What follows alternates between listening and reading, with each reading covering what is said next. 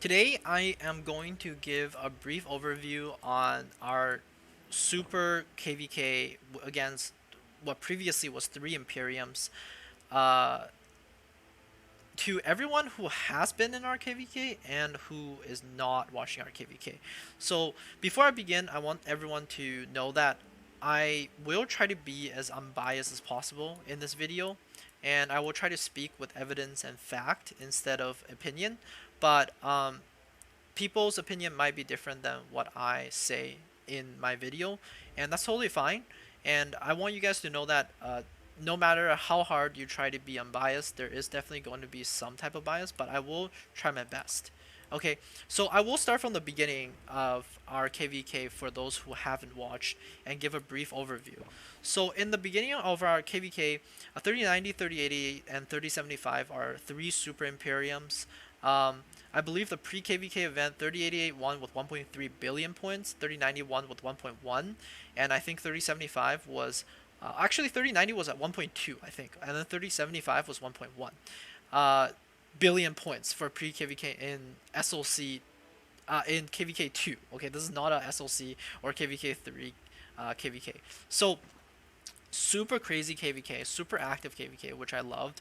And our allies for this KVK was 3092, 3080, and 3096 in the beginning. And we were against basically the two Imperiums, right? 3090 and 3088. And the reason why we set this up was number one, we thought it was best for 75 to set up with non-Imperium allies because we wanted the star, and it would actually reduce less conflicts during Kingsland, which is ironic because we never hit Kingsland. And another thing is, we actually ended up having a betrayal, no matter how hard we try to prevent it. And number two, we wanted a really hard KVK, right? We wanted to fight to the end, and we set this up to be that way. And we felt like we were going to be able to win, and we might have had a very, very high chance of winning as long as all of our allies and all of our enemies' allies stuck to the alliance of the kingdoms and fought hard for our allies, right? And basically, in the beginning, the map setup was kind of not great for our alliance of the kingdoms. 3075 was sandwiched between two allies, so basically we had no fight in the pass 4 opening, and we were farming the entire pass 4. We were beside 3092 and we're beside 3096, right? And because 3075 is caged up between two allies, our allies were basically getting smashed because they were against the 3v4 where two of the kingdoms are super Imperiums. 3092 was doing great. 3092 pushed 3088 all the way to the middle in the beginning, first 4 to 5 hours, I believe. But eventually 3088 was able to overcome with numbers and their strength. Okay, so they ended up locking 30. It's actually here. Sorry, my bad. So yeah, they ended up locking 3092 with forts. On the other side, 3080 was doing a great job fighting two kingdoms, 3083 and 3081. They were basically 1v2, and they were not locked in the beginning, and after 5 to 6 or maybe 8 hours, correct me if I'm wrong, they were also locked at the end, obviously because it's a 2v1, and 3081 is actually quite strong. They have some super krakens there. 3096 performed probably the worst out of all of our allies during this, and it's understandable because 3090, in my opinion, is probably the second strongest kingdom in this KVK, and 3090 basically was able to lock them probably after 2 hours of fighting. And I think there were some conflicts, internal conflicts happening in 3096 as well. So that was our pass 4 opening. 3075 couldn't help our allies at all because we were locked between them, and our allies all got zone locked, right? And we farmed for 2 weeks, and then comes the pass 5 opening, so zone 6. Okay, for zone 6, what happened was basically our plan was to have MK drop a fort in this area and to have VK drop a fort in this area. So both MK and VK members can fight both 3090 and 3088 because we are a two alliance kingdom, right?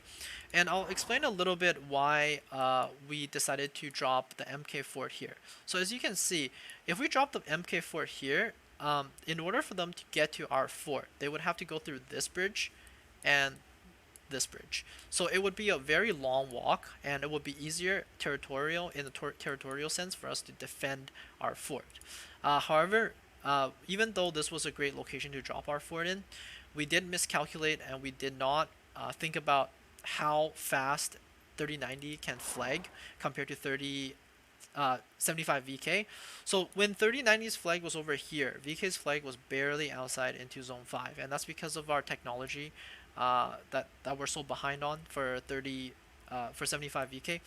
And basically what happens was every 3090 member was here, and once they finished fighting, which we successfully defended, I think 1 to 2 attempts of trying to rally our fort. Once they finished doing that, they can refresh their troops, come here right away, and field fight again. Whereas 75 VK, they have to walk basically 20 minutes until they can support us. So it was just a matter of time before our fort got destroyed, and our fort finally got destroyed uh, after a while. I think maybe 1 hour. And after this fort was destroyed, 3075 basically made a strategic plan on focusing most of our cross season and our T5 players on 88 and trying to lock 88 as soon as possible, kind of like the Germans in World War II. Like, maybe lock them in a day or two. And then once that is done, we'll come back and 3096 will help us on dealing with 3090. This unfortunately caused some conflicts within the KVK ally chat where 3096 was saying basically, hey, we're not getting any help. And 3081, keep in mind, guys, this, even though this wasn't a Kingsland fight, this was essentially a Kingsland fight because 3083 dropped their fort here, ready to help 3088, and 3081 dropped their fort here, ready to help 3090, right? So 96 was basically saying, hey, this is not fair to us. Were 1v2, and VK was not as strong as 3090, so obviously they're getting bashed by both 3090 and 3081.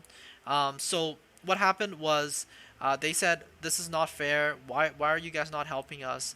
And I basically tried to calm them down. I said, hey guys, please be calm. We're going to focus all of 75's resources on 3088. Once we lock them, you guys can just chill in your zone a little bit for now and then break out when ready. They basically said, what do you mean let us chill? We shared our, one of their leaders brought up the runes in zone 5, and they said, oh, we shared our runes with you, which 92 did as well, right? And instead of giving us entirely, you guys shared, so now we deserve your help immediately. And I feel like this is a bit immature on their leadership side. I'm not, please keep in mind, if you're in 3096, I'm not blaming the players at all, because at the end of the day, it's the leadership that decides on what the kingdom should do. I am just critiquing their kingdom's leadership, okay? I think this is a bit immature on their kingdom side, because if you play this game at all, you know KVK is not going to be decided on the first day, okay? All the top-notch KVKs in SOC, they're decided within a few days, because it is a draining game at the end of the day. We see which kingdoms, resources, and troops get drained out first, and that's how this game works, okay? And I'm pretty sure our allies 3092 and 3080 understood this, but unfortunately 96 did not, and they kept on complaining and complaining. I also did something that in hindsight I shouldn't have. I was talking to them while they were complaining on stream, so in the KVK2 ally chat, they did see on my stream that I was talking to them, while I'm streaming, and they were saying somehow I leaked our KVK2 strategies. I think 3080 and 3092 can back me up here. I did not leak any strategies, and I also started stream a lot later when the Pass 5 opened, because I didn't want people to know where we were gonna fort drop. So I started streaming when our fort was already dropped, and in my opinion, I did not leak any ally strategies, and but I should have, I should have not shown our internal conflicts on stream. I think that was bad for morale, and if I were able to decide that again, I wouldn't have done that. But essentially, they were just kept on complaining and complaining, and I closed the chat and I just kept on fighting 88.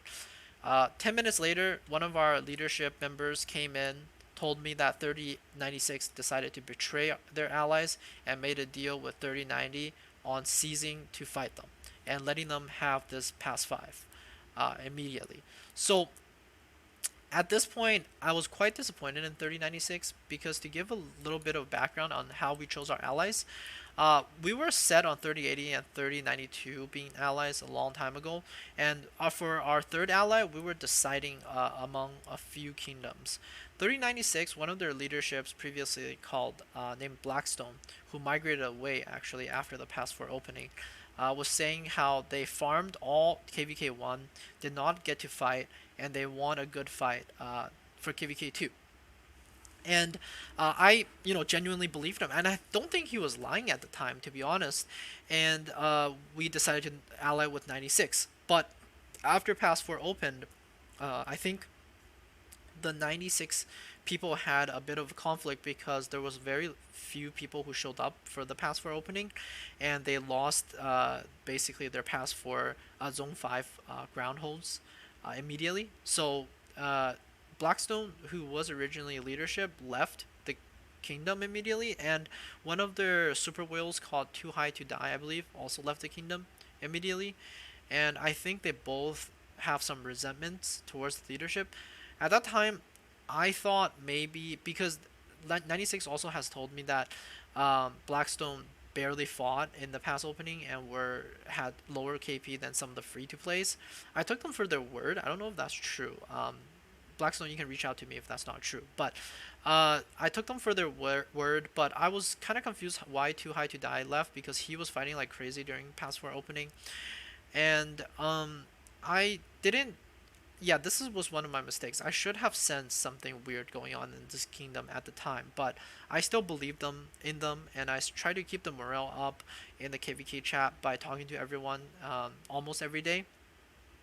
But unfortunately, it did not work to my expectations of them being able to hold this KVK and wait for us to go rescue them, essentially, right? And 96 basically made a deal with 90 on saying that they would get some KVK rewards, and in return they will let 90 in our zone, and they would not fight 90. And for their in their perspective, they don't think they betrayed us because they never said they would fight 75. They just said they wouldn't fight our enemies. But in my perspective, and in all of our leadership's perspective, and in our allies' perspective, this is a clear indication of betrayal, right? So I think some of the 3075 guys, I obviously didn't do any of this. Some of the 3075 guys felt betrayed and started zeroing 96 cities in Zone 5. And I think that turned 96 completely against us, and they started fighting against us.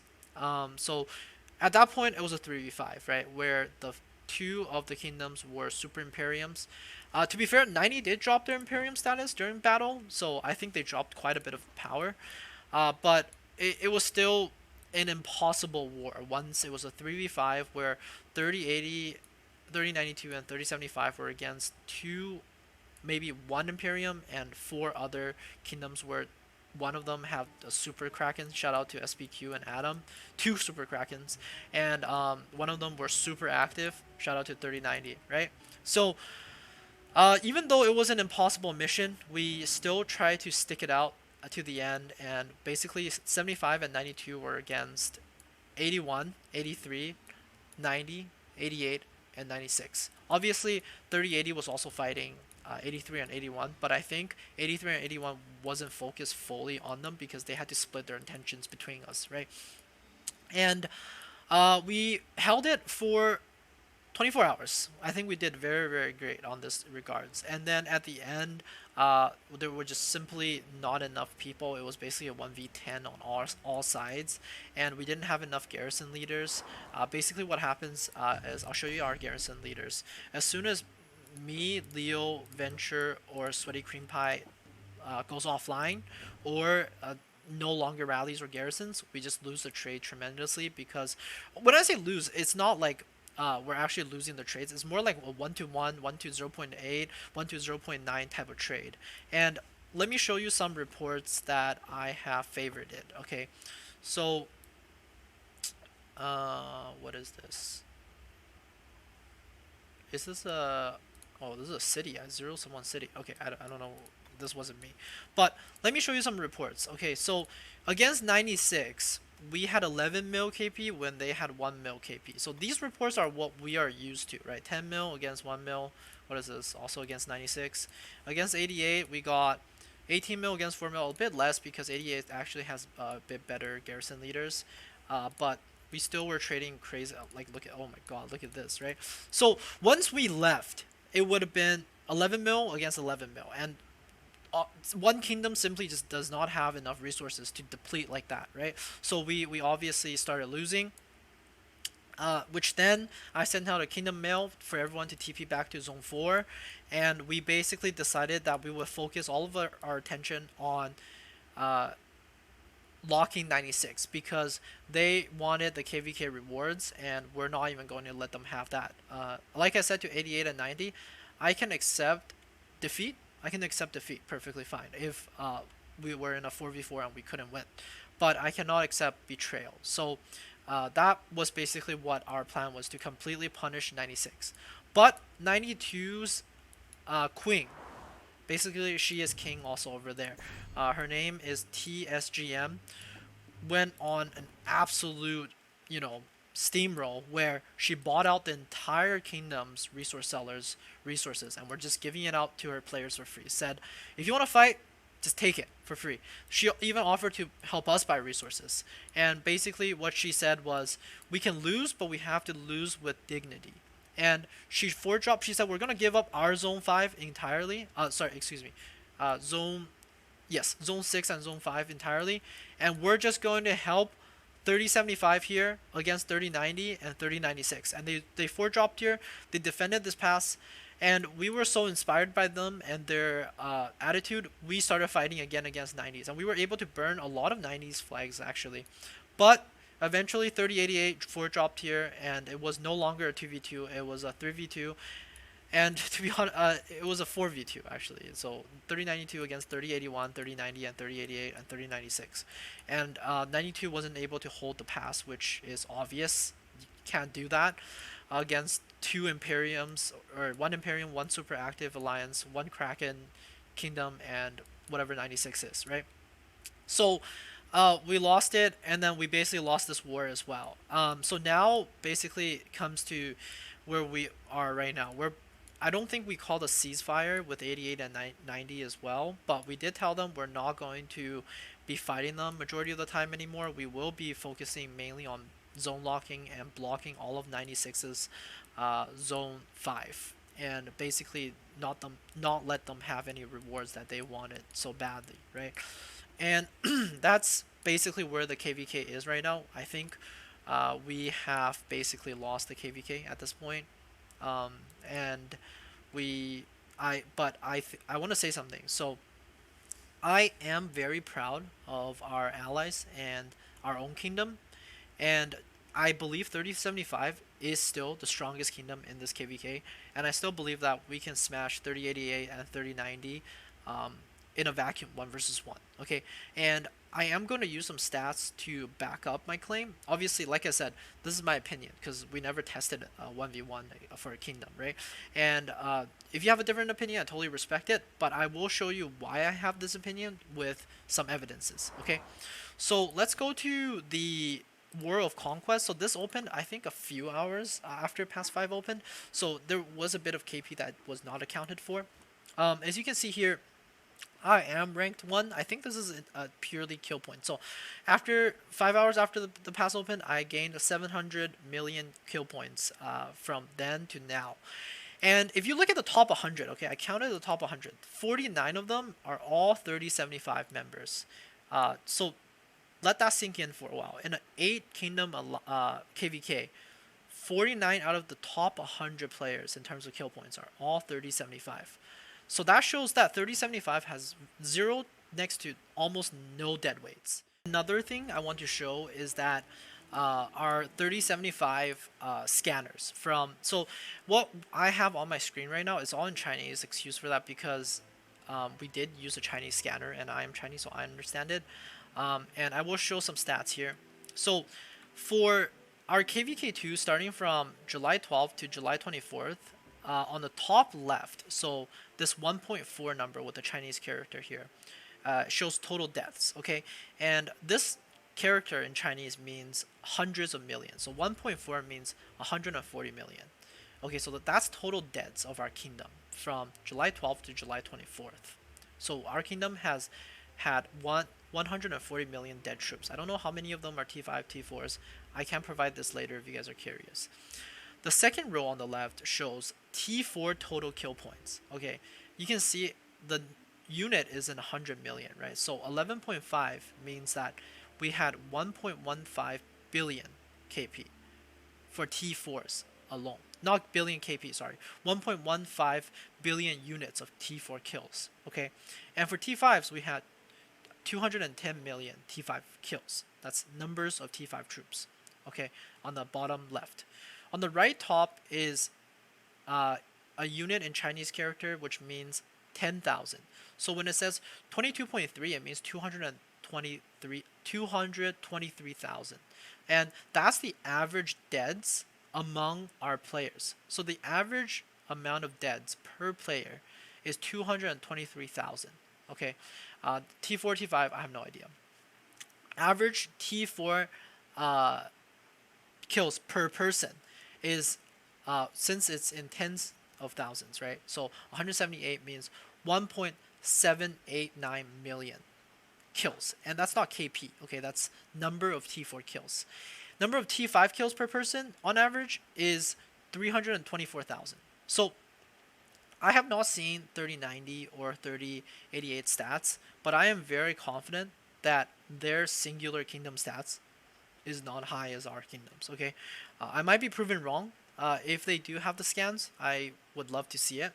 But like I said, in my opinion, 3075. Even though we lost this KVK, we are still the strongest kingdoms in my eyes. Okay, I want to stress that. Like, I'm not stating this as a fact, but in my opinion, we are still the strongest kingdoms, and I am very proud of our kingdoms fighters, and I am also very proud of our allies kingdoms fighters, 3982 and 3080. They have fought a tremendous battle. Even though we lost, I think we had lots of fun fighting. We had a lot of spicy reports, which I loved looking at, and yeah, I mean, we didn't get the KVK inscriptions. We're gonna miss out on a lot of KVK rewards, but I think we had a lot of fun, and I think that's mainly what matters. And I want to also congratulate our enemies on this KVK, because they at the end showed that they are also capable of fighting and they can beat us in battles, right? So, uh, another thing, oh right, one more thing I wanted to show you guys is that I personally obviously gave it my all this KVK. I was at 240 million power, so I dropped 80 million power this KVK. Ranked 1 for KP, and also I have 7.3 million deads this KVK.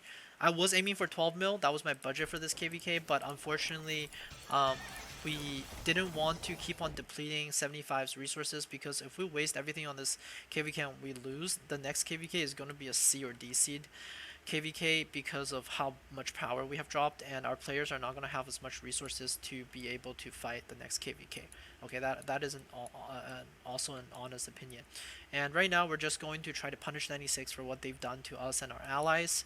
And the last thing I want to tell everyone is talk about is what's going to happen to 3075 now, right? So we won first KVK 1 tremendously, and we lost KVK 2 as of right now. So I think my plan for KVK 3 or before KVK 3 is we're going to stick together as a kingdom. And if anyone migrates out thinking that 75 lost, they migrated out because we lost, I completely understand. Obviously, that is the point of the game. You want to win KVKs and not lose them. But for everyone who stays, they are going to be our kingdom's family and my family, and we are going to continue moving forward. We have our special immigration tickets already filled, super quality special immigrants, and once they come over, we will have more garrison leaders and such, and we're going to try to recruit some more same season migrants, and we're going to look forward and fighting hard in KVK 3. I want to thank you guys all for watching this video. One thing I can't stress enough about is everything in this video I've said in my own perspective and my opinions, and I I try to be as unbiased as possible, but obviously, like I said, there's no such thing as a completely unbiased person. So if you have a different opinion, I definitely respect it. Once again, I had a lot of fun fighting in this KVK against our enemies and with our allies, and I think this KVK was very entertaining and very fun. Okay, if you guys like these type of videos, please give me a subscribe and a like on this video, and I'll provide more content in the future. Thank you very much.